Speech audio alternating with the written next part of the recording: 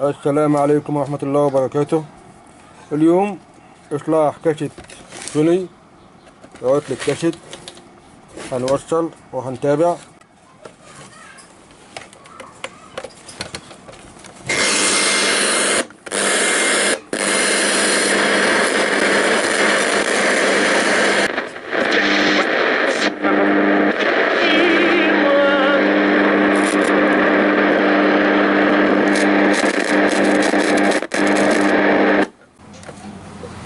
العطل الحالي الكاسة شغال تمام، مفيش في أي مشكلة، ولكن مفتاح الصوت مش بيعلي ولا بيوطي، مفيش تحكم في الصوت نهائي. بفتح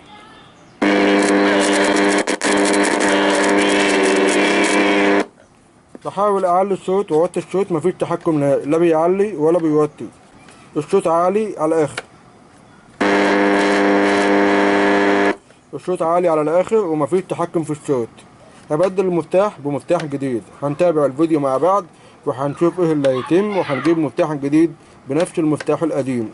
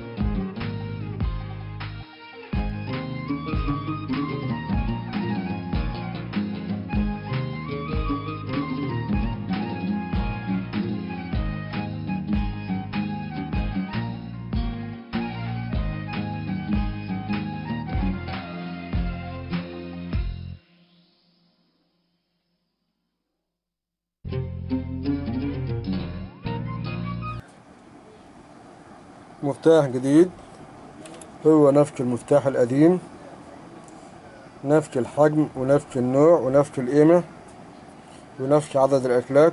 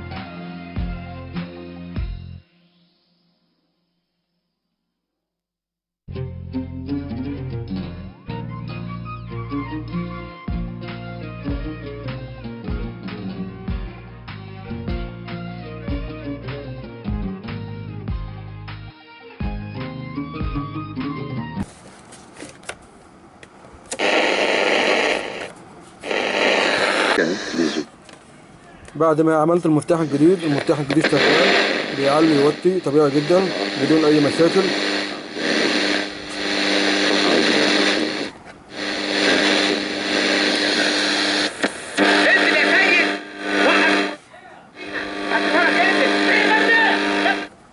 وتم إصلاح العطل بنجاح، وتحياتي للجميع وإلى اللقاء في عطل جديد.